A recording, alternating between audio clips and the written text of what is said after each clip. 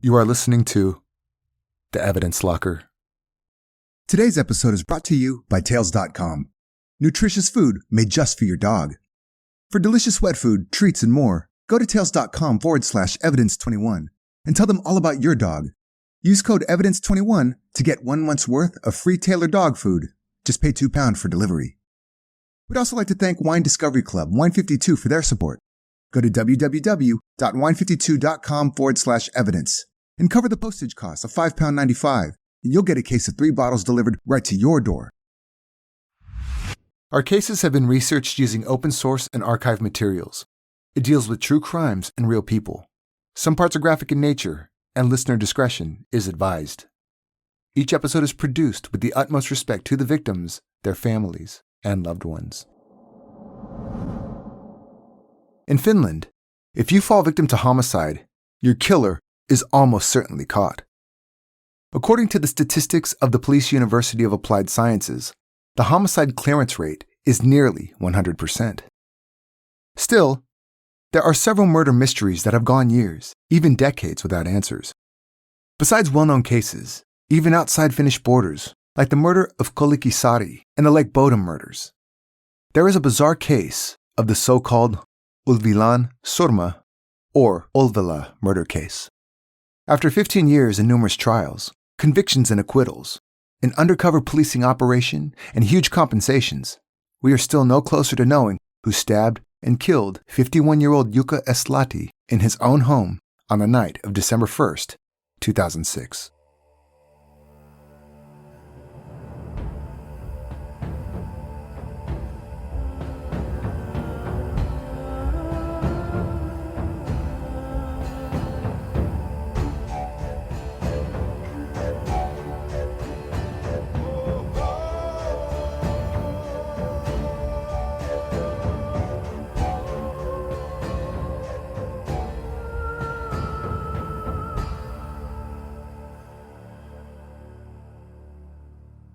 Jukka S. was born in 1955. He was a social psychologist and had a master's degree in social sciences, a qualification Jukka was really proud of. Friends described him as being very sociable and talkative, somebody who had an innate ability to get close to people. In addition, Jukka had a strong work ethic and was a hardworking employee who always participated in whatever was thrown his way. Through his work, Jukka eventually met a woman named Anneli Auer. Anneli was born in Karina in March of 1965. 2.5 years later, Anneli's younger brother was born.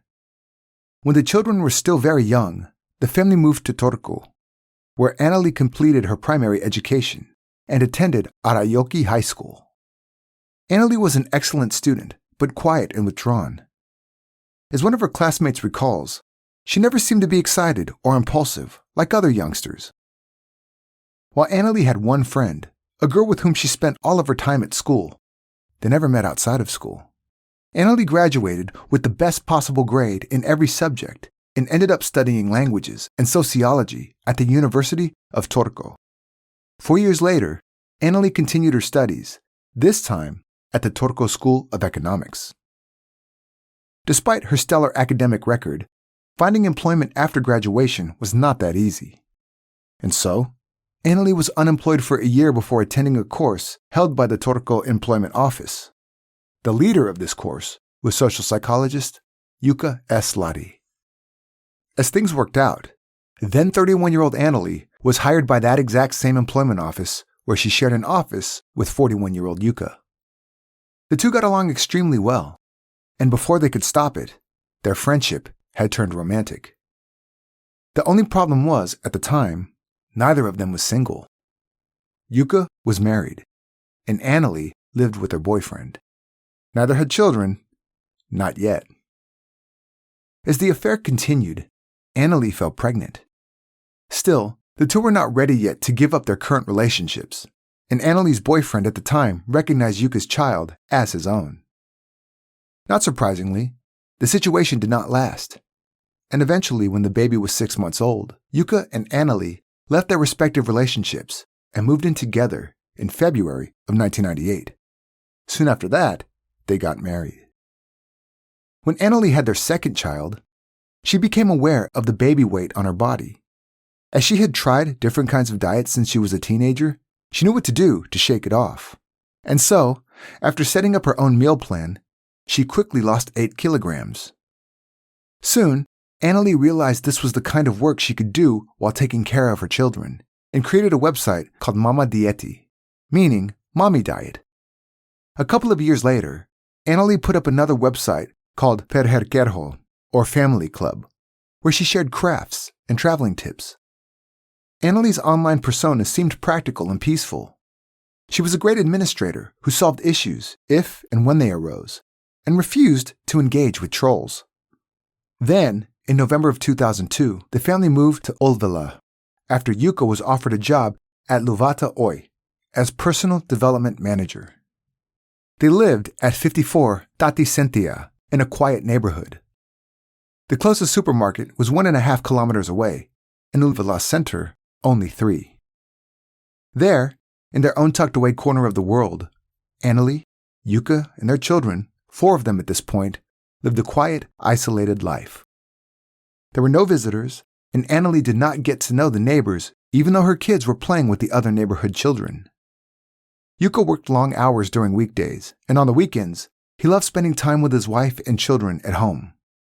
The family never quite settled down and were dreaming about moving back to Turku, or perhaps even abroad. The only thing holding them back was Jukka's job. According to Anneli, after 4 years working at Lahti Oy, Jukka was frustrated. His job was no longer the same as what he had come to do, and Jukka felt like he was not appreciated. And so, he began to make plans, either change jobs or start his own consulting firm. The idea of change felt good and exciting. He was looking forward to moving on. We'll take a quick break for a word from our sponsors, Tails.com. Every dog is unique. That's why at Tails.com, every dog gets a tasty recipe that's made just for them. Tails.com offers a brand new way to feed your dog. Visit their website, provide details about your dog, and they will create a specific recipe to match your dog's tastes, fitness levels, and health needs. Recipes match your dog's age, breed, lifestyle, and more. All in a taste your dog personally loves. It's not just good nutrition, it's tailored nutrition, giving your dog exactly what he or she needs. Does your dog have joint or skin problems? Or perhaps sensitive digestion? Tails.com targets specific health needs when choosing ingredients for your dog's tailored recipe. Food to settle that sensitive stomach?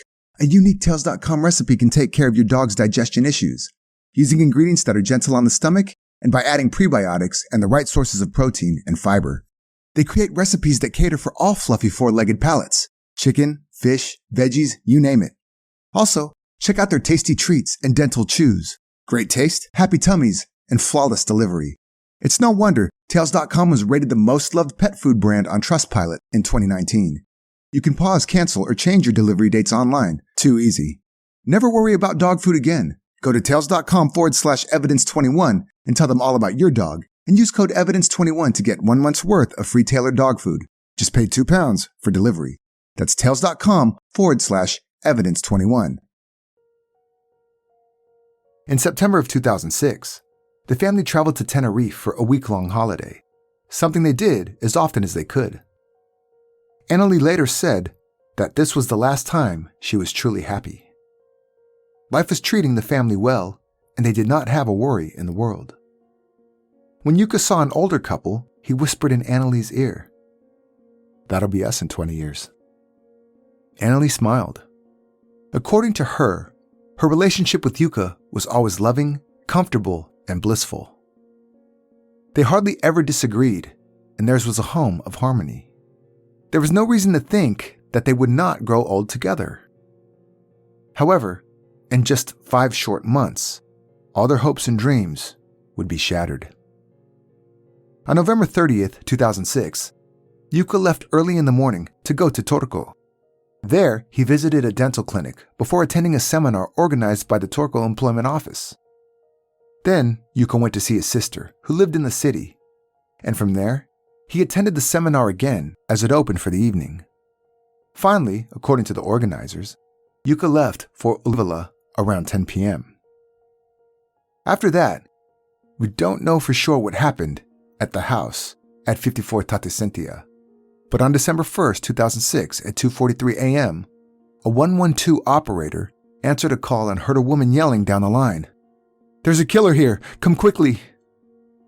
The caller was Anneli Auer, who told the operator that someone had broken into their home and stabbed her husband.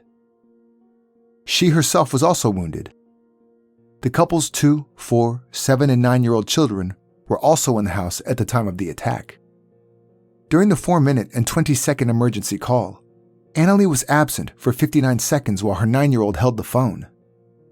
We know for sure Jukka was still alive at this point, at least for part of the call, as his screams could be heard in the background, asking his wife for help. However, Anneli later told the operator that her husband had suddenly fallen silent. 9 minutes from the start of the emergency call, police arrived. They found Jukka lying on his back, lifeless on the bedroom floor. His body was in front of the bathroom door, legs partly under the bed in a pool of blood, with shards of glass scattered around him. Unfortunately, as soon as paramedics arrived, it was clear that there was nothing they could do, and Jukka S. was pronounced dead at the scene. As police examined the room, they noted that the window of the door that led to the patio was broken. They also found a bloody Fiskars branded knife, manufactured before 1984, and a bloody piece of firewood. However, neither one of these turned out to be the murder weapon. While Jukka had around 60 stab wounds, some superficial and some deeper, it was injury inflicted by a heavy and blunt object that caused his death. After the autopsy, it was reported that Jukka had a 6 cm by 2 cm sized hole in his head, on his right temple that reached all the way into his brain. Another injury by the same tool was on the right side of Jukka's mouth, where a deep and well-defined wound had split his lips. It's been speculated that the object could have been a crowbar, an axe, or perhaps even a steak mallet. But as the murder weapon has never been located, we don't know for sure. Due to Jukka's high number of injuries, his murder was described as a crime of passion.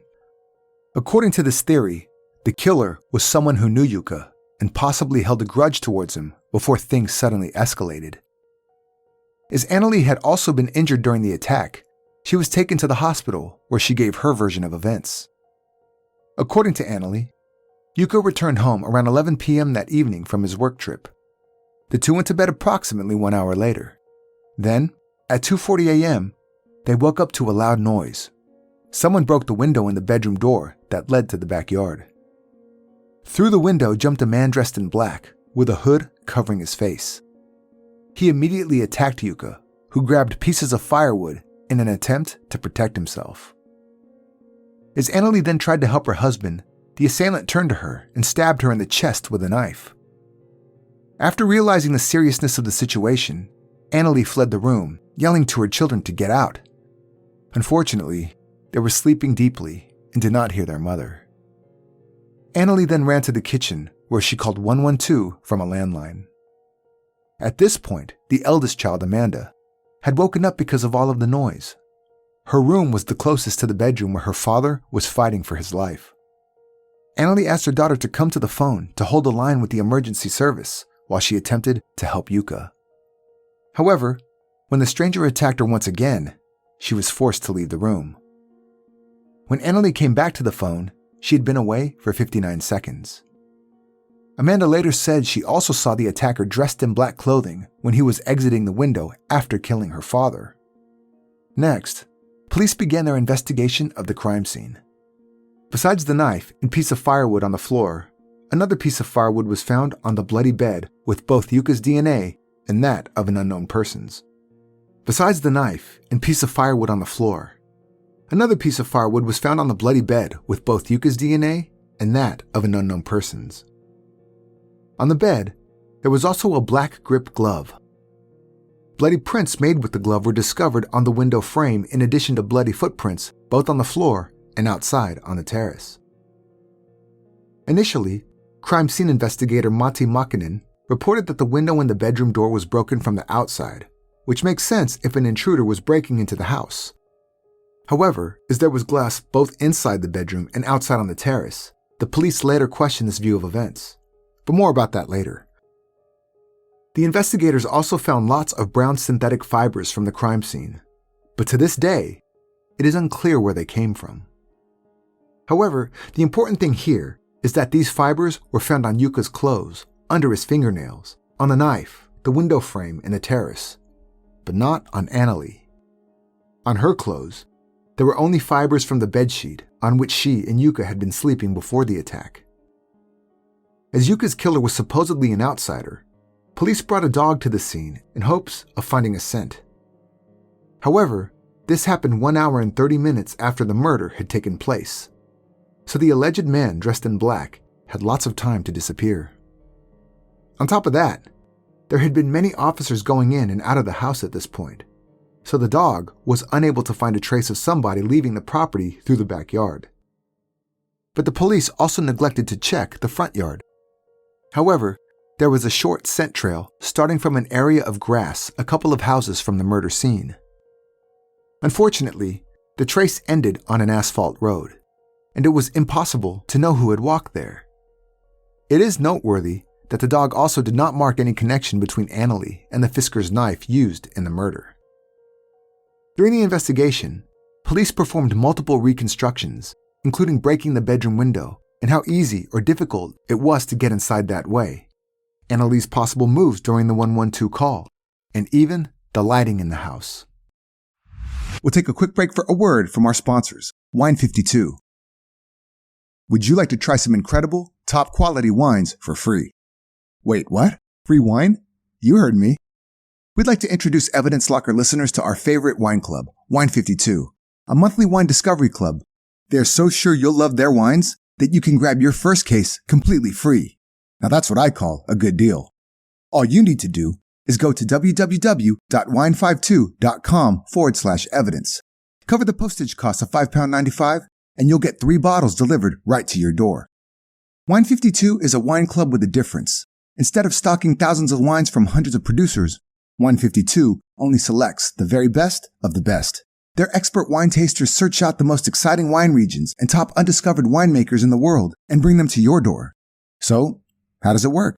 Each month, Wine 52 send their members 3 wines, which you can customize to your taste by choosing from a case of white, red, or a mixture. You'll also receive their magazine, Glug, which brings you the story of the producers and insight about wine and travel from each region. After your free case, you'll be part of the monthly wine club. No minimum commitment. You can try it and see what you think. If it's not for you, pause or cancel at any time. Get on it, folks. This is a deal you won't want to miss out on. Go to www.wine52.com/evidence to claim your case today. That's the word wine, then the numbers 52.com for a case of 3 bottles of wine. Now, back to today's episode. Even though it might sound like a lot was done to catch Jukka's murderer, there were also many mistakes made during the investigation from the start. The crime scene was not isolated by the book. The house was not appropriately searched, and evidence even got destroyed. These mistakes would haunt the investigation for years to come. At the beginning of the investigation, it was thought the motive of the murder had something to do with Jukka's work. He had worked at Ulvila as a personal development manager, but according to Anneli, Jukka had also gotten involved in unpleasant redundancy processes. The copper plant had laid off 400 employees, and it was possible that his advice had angered someone. The theory of a personal vendetta was also supported by the fact that Jukka had told his co-workers and close associates that he had been receiving threats since the previous spring. The nature of these threats and who was making them is unknown. Jukka also did not contact local police, so it is unclear how concerned he was about the situation, or so everybody thought. It was later revealed that Jukka had, in fact, spoken to police multiple times in the months leading up to the murder. What was curious was that he had called police in Porvoo, a city almost 300 kilometers from Ulvila. He had called outside business hours from his work phone. However, the content of the 3 to 7 minute long calls have never been uncovered. Inspector Juha Jotsenlahti, the first director of investigation, sided with the theory that there was a murderous intruder and put all the efforts towards finding this person. He asked for help from the public to locate a vehicle, a red Volvo, that had been moving around the area at the time of the murder, and also beforehand. However, this car was never found, and there was no certainty that it was even involved in the crime in any way. The police also released information stating they had the killer's DNA and that his voice could be heard on the 112 call recording. They even carried out the largest DNA sample gathering in Finnish history, collecting over 700 samples. Unfortunately, none of them was a match. And the police had unknowingly done lots of work, but had no results to show for it. You see, it was found out many years later, in 2013, that the unknown DNA found on the crime scene actually belonged to a police investigator. And so, one of the most critical pieces of evidence was lost. Police brought in many suspects to be questioned during the first year of the investigation. Possibly, the most famous person accused of killing Jukka S. Lahti was the actor Kai Tanner, who was arrested in July 2007. He was held in prison for a total of 7 days before he was quickly released after the police realized there was nothing to connect him to the murder. The reason Kai was a suspect in the first place was that one of Jukka's and Anneli's neighbors had given his name to the police at the very beginning of the investigation. Kai's picture had been shown to Anneli several times, who thought that the actor had the same features as Jukka's murderer, saying, "The similarities I mentioned before fit very well with the facial features of the perpetrator, but I cannot 100% identify the man in the picture number 4 as the killer." Anneli was later asked to the police station to see the police identification lineup. Even though she remembered the strange man coming through the window taller than Kai, she picked him as a possible suspect. And so, the actor was arrested just to be released 1 week later, as his DNA did not match the one found at the crime scene, the one that actually belonged to a police investigator. Nevertheless, deeply upset, Kai sought crisis assistance after his experience, and later received 11,000 euros compensation from the government for unjustified deprivation of liberty and the loss of earnings. Then, on February 2, 2008, Jukka's half-brother, Jarmo A., told a curious story.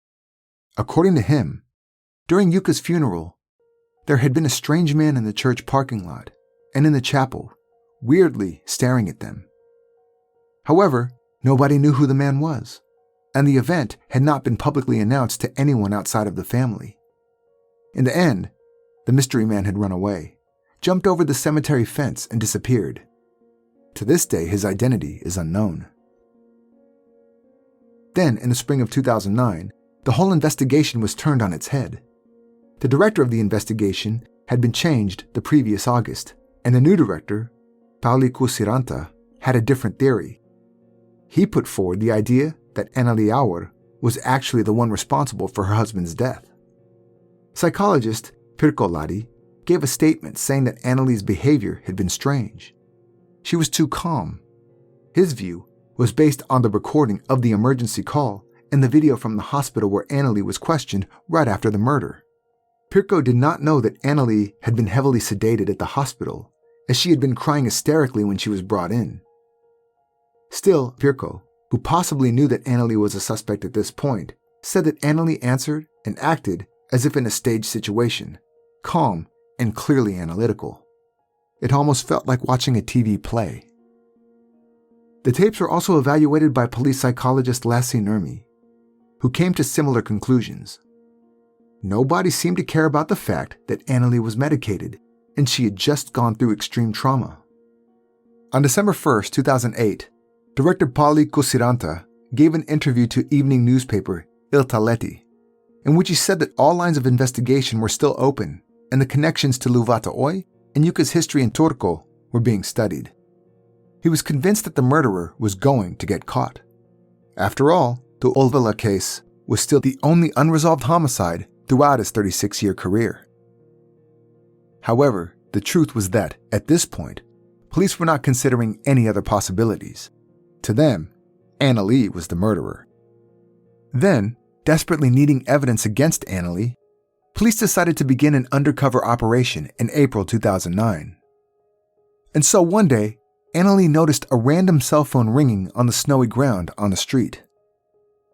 However, she was in a hurry, so she did not pick up the phone until later that evening when it was still there upon her return home. Once again, the phone rang, and this time, Anneli answered. The voice on the other end asked her to take the phone with her so the owner could come later to receive it. So she did. And before she knew it, a tall and sporty-looking man appeared at her door, introducing himself as Seppo Makela. Seppo was happy to get his phone back, as according to him, he had all his passwords saved inside. He even gave Anneli a reward, a chocolate bar, and a gift card for the spa named Caribia in Turku. On the envelope of the gift card were Seppo's phone number and his email address. The following day, the two met each other again by accident. As they stopped to have a short conversation, Seppo said, "I met an angel twice yesterday. First, I heard some angel had picked up my phone. Then I came to your door, and when it was opened, I saw an angel." After that, little by little, Anneli let Seppo get closer, as he seemed really intent to have a mission to win her heart. Eventually, the relationship grew quite serious. Seppo began to spend more and more time with the whole family. On one occasion, he helped Anneli with car problems. Before long, he was immersed in her life and took her to movies and her kids to the water park, Serena. At some point around May, Seppo opened up about his tragic past. He told Anneli in a long letter that one of his daughters had died in a car accident, which eventually led to divorce from his wife. Anneli then revealed what had happened to her husband. Seppo later said he had read about the case from Wikipedia and was not able to sleep afterwards. Seppo kept asking about Anneli's previous boyfriend before she had gotten together with Jukka. He thought maybe the boyfriend could have had something to do with the murder. Perhaps he was jealous as Anneli had left him for another man and even had a baby while they had still been together. However, Anneli was not convinced of the theory. Later that summer, Seppo began talking about moving in together to a new apartment after his trip to Sweden. Anneli suggested that Seppo could move in with her and the children, as they were looking for a new house in Turku anyway. Seppo promised to think about it and made it clear that Anneli was the first woman he had wanted a serious relationship with since his separation. Then, on August 26, 2008, came a reminder that the family was in the middle of a murder investigation. Anneli's eldest daughter, Amanda, was suddenly taken to be questioned again, and Anneli was left without any proper information about what was happening. Amanda did not change her story of what happened that night her father was killed, but the investigators were doing their best to make her change her mind. For example, social worker Satuki Vimaki asked, "Is it possible, Amanda, that you had heard somebody talking about what happened, and after that you began to remember like you had seen it yourself? Is something like that possible?" Amanda replied, "But I was the only one who saw it. How could anyone else talk about it?" At the same time, Seppo was talking with Anneli, asking about the details of the investigation and the murder. "Were you a suspect when Jukka got killed?" Anneli then explained that, of course, she had been a suspect, and they had gone through all her laptops and phones and questioned her about other men. But to her knowledge, she was not a suspect anymore. However, that was not enough for Seppo, who kept asking, "Anu, tell me. I do not care one bit if you did it, but I want to know. Tell me, Anu, did you do it?" Anneli was feeling confused, but answered that she did not have any reason to kill Jukka, and it would not have been even possible according to evidence. Still, Seppo pushed one more time, saying it was all right, and he just wanted to know, causing Anneli to raise her voice a bit. "I didn't do it." Finally, it seemed that Seppo believed what he was told, and said, "Whatever happens, I will be by your side until the end." However, that end came rather quickly, when on September 2nd, 2009, Seppo sent a breakup letter to Anneli, claiming that his old traumas were coming back, as he was with her, and at the same time in the middle of a murder investigation. According to him, his head was a mess, and he was not good company to anybody at the time. Seppo concluded his letter saying, "Write me if you feel like it. I completely understand if I never hear from you again." However, Seppo's actions in the end were not much of a surprise for Anneli, who had started to doubt the man's real motives. He had been asking too many questions about Jukka's death, and had also made some strange remarks about the case. Seppo also had never invited Anneli to his home or told her where he worked. The two also never had sex during their 6 months together. Anneli had begun to think that maybe Seppo was a journalist, amateur sleuth, or even the murderer himself who came back. However, she wouldn't get to know the true identity of Seppo Mäkelä until much later. On September 28, 2009, Anneli was arrested on probable grounds for suspicion of murdering her husband, Jukka S. Lahti. The investigators had put together a theory of what had happened that unfortunate night, almost 2 years earlier, and were convinced of her guilt.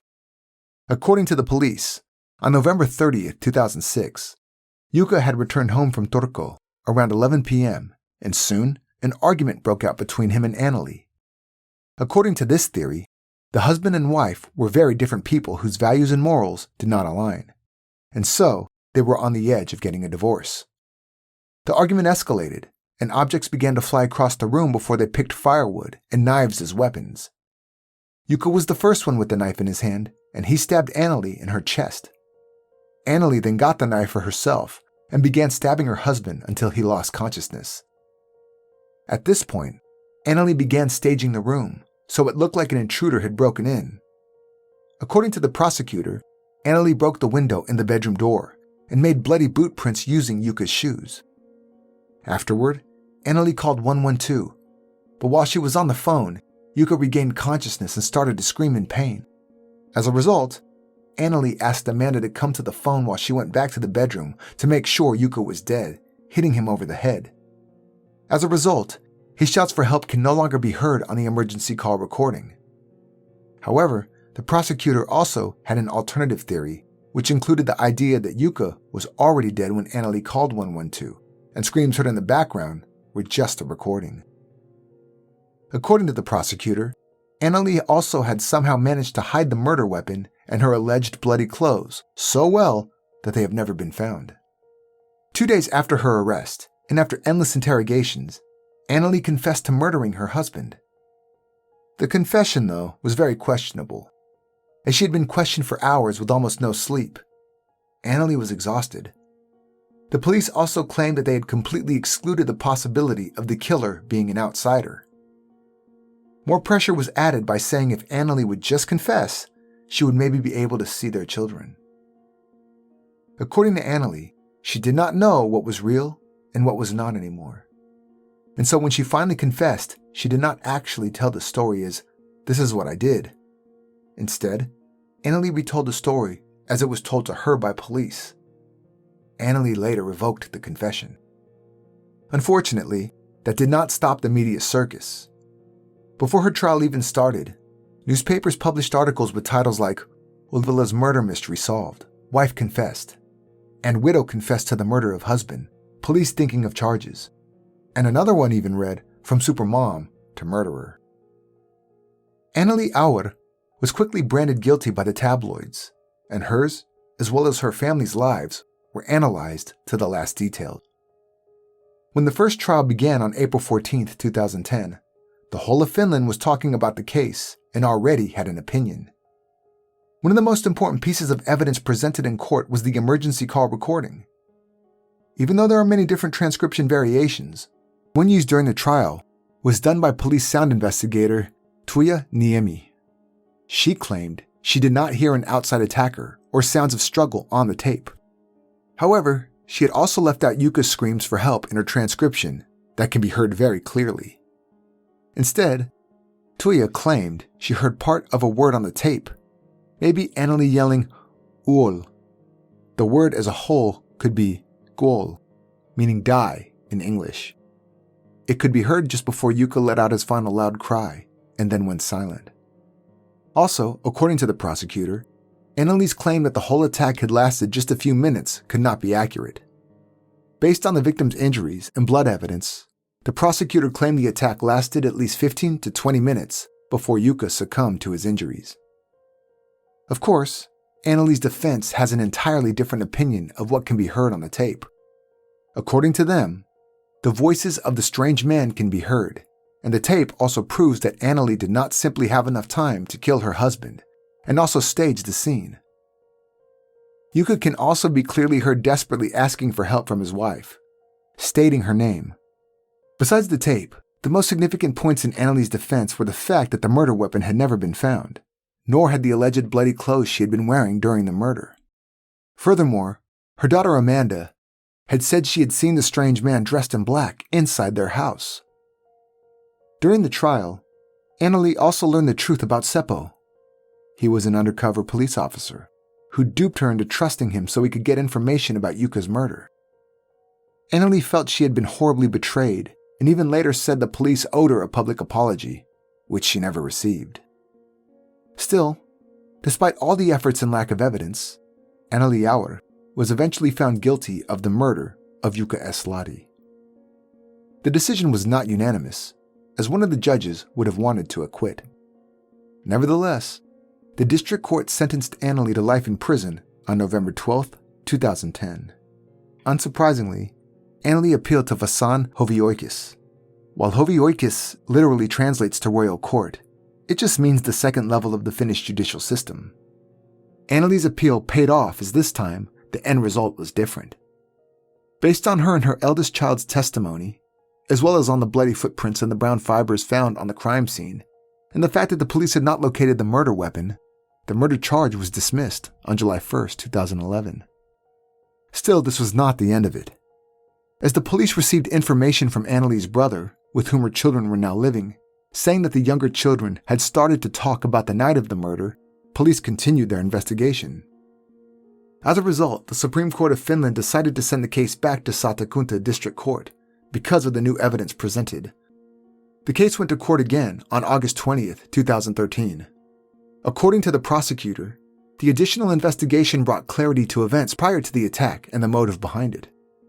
At the beginning of the trial, he dropped a bomb no one was expecting. The prosecutor claimed that Jukka's murder might have had something to do with Satanism. Apparently, this idea came from Anneli's children. The prosecutor found it important enough to mention at the court, but later dismissed it as just a really small sideline of the investigation. Also, the stories of the children were the reason the case was allowed back to court, and still, for the most part, the prosecutor leaned on the same event description as the first time around. According to him, the motives for the murder had been Jukka's wishes to end the marriage due to different life values, as Anneli had allegedly taken their children to shoplift, and that did not sit right with Jukka. The children's statements were later released, and they included, among others, the following claims. A child said that they heard the buttons on the cassette recorder on the night of the murder. The sounds of the murder were then repeated from the tape as Anneli made an emergency call. Another claim was, one of the children told in the video how Auer planned to kill her loved ones in Turku. Another child again said in the video her mother was considering arson. The children also talked about the satanic worship rituals performed in the Turku apartment, where they killed dozens of mice, several birds, and 3 cats. There has been a huge debate whether or not there was any truth in the children's stories, who were all very young at the time of their father's death. Nevertheless, Anneli Auer was once again found guilty on December 12, 2012, and sentenced to life in prison again. And again, Anneli appealed to Vasan hovioikis. There, judges considered it very likely an outsider had been in the house based on the evidence. They also did not find the statements of the youngest children to be very believable, and they felt that the lack of evidence left too much room for doubt. And so, Anneli's murder charge was dismissed again on February 19, 2015. As the Supreme Court in Finland did not grant leave to appeal, it meant Anneli Auer was finally, permanently, free of all the charges regarding her husband's death. But that did not mean she was free to walk out of prison. As if there had not been enough twists and turns in this case, in September 2011, when in the middle of a murder trial, Anneli and her ex-boyfriend had been charged with aggravated sexual offenses. On June 29, 2012, the District Court of Turku sentenced Anneli to 7 years in prison for 2 aggravated rape and 3 accounts of child sexual exploitation. The ex-boyfriend was sentenced to 10 years in prison. These crimes had happened between 2007 and 2009. As a first-time offender, Anneli was released from prison on June 3, 2016, and put on probation after serving half of her sentence. Later that year, she received a €545,800 compensation for time spent behind bars as an innocent person. On September 6, 2016, Anneli Auer published a book, called Murder Widow's Memoirs. In the book, she gives a chronological account of events before the murder, what happened on the night, and years of investigation and her days in court. Anneli also tells about the wrongdoings of the police and how the media published all kinds of false information. She mentions the research done by Tampere University called Written Guilty that investigated how the Ulvila murder case and Anneli was treated by the news both on paper and online. According to Anneli, the case and its mistakes have to be examined carefully so we can learn and prevent something like this from ever happening again. In the last 2 sentences of the book, Anneli thinks about the future. I think hopefully and cautiously that the worst is now behind me. Life is still going to be good for all of us. Not like it was before, but good in some new way. While Anneli has been adapting to her new life, the fact remains we do not know who killed her husband almost 15 years ago. Jukka's children are still waiting for answers to who took their father from them way too soon.